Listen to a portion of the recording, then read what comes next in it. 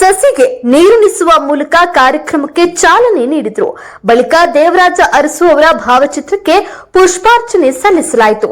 ಕಾರ್ಯಕ್ರಮದಲ್ಲಿ ತಹಶೀಲ್ದಾರ್ ಅನಿಲ್ ಕುಮಾರ್, ಕ್ಷೇತ್ರ ಶಿಕ್ಷಣಾಧಿಕಾರಿ ಡಾಕ್ಟರ್ ಐಆರ್ ಅಕ್ಕಿ, ಮಹಿಳಾ ಮತ್ತು ಮಕ್ಕಳ ಕಲ್ಯಾಣ ಇಲಾಖೆಯ ನಾಗರಾಜ್, ತಾಲೂಕು ಪಂಚಾಯಿತಿ ಅಧಿಕಾರಿ ಮಡಗಿನ ಬಸಪ್ಪ, ಸಮಾಜ ಕಲ್ಯಾಣ ಇಲಾಖೆಯ ಎನ್ಕೆ ವೆಂಕಟೇಶ್, ತಾಲೂಕು ಹಿಂದುಳಿದ ವರ್ಗಗಳ ಕಲ್ಯಾಣಾಧಿಕಾರಿ ವೀರಭದ್ರಯ್ಯ ಹಿರೇಮಠ್, ಪರಿಶಿಷ್ಟ ಪಂಗಡ ಇಲಾಖೆಯ ರಂಗನಾಥ್ ಸೇರಿದಂತೆ ವಿವಿಧ ಇಲಾಖೆಗಳ ಅಧಿಕಾರಿಗಳು ಉಪಸ್ಥಿತರಿದ್ದರು.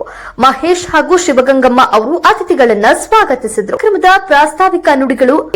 ಕಾರ್ಯಕ್ರಮದ ಪ್ರಾಸ್ತಾವಿಕ ನುಡಿಗಳನ್ನ ಬಳ್ಳಾರಿ ಪ್ರಥಮ ದರ್ಜೆ ಕಾಲೇಜಿನ ಸಿ ಕಕೇಶ್ ಅವರು ನೆರವೇರಿಸಿದರು.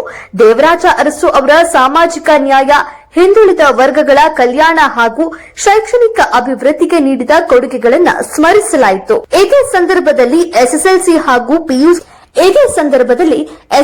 ಹಾಗೂ ಪಿಯುಸಿ ಪರೀಕ್ಷೆಗಳಲ್ಲಿ ಅತಿ ಹೆಚ್ಚು ಅಂಕ ಪಡೆದ ವಿದ್ಯಾರ್ಥಿಗಳನ್ನು ಸನ್ಮಾನಿಸಲಾಯಿತು.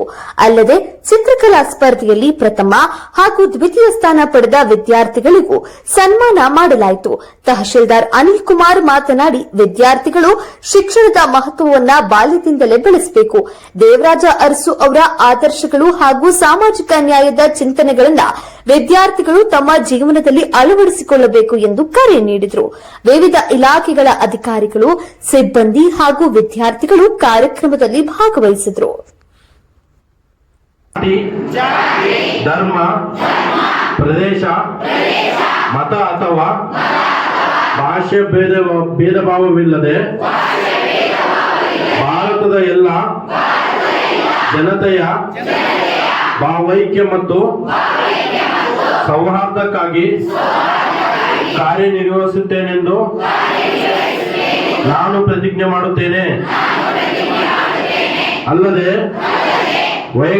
ವೈಯಕ್ತಿಕವಾಗಲಿ ಅಥವಾ ಸಾಮೂಹಿಕವಾಗಲಿ ನಮ್ಮಲ್ಲಿರುವ ಎಲ್ಲ ಭೇದ ಭಾವಗಳನ್ನು, ಹಿಂಸಾಚಾರಕ್ಕೆ ಅವಕಾಶ ನೀಡದೆ ಸಮಾಲೋಚನೆ ಹಾಗೂ ಸಂವಿಧಾನಾತ್ಮಕ ಕ್ರಮಗಳ ಮೂಲಕ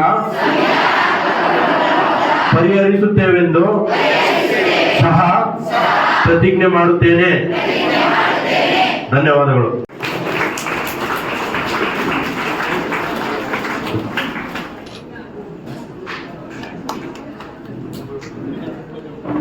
ಕಾರ್ಯಕ್ರಮದ ಉದ್ಘಾಟನೆಯನ್ನು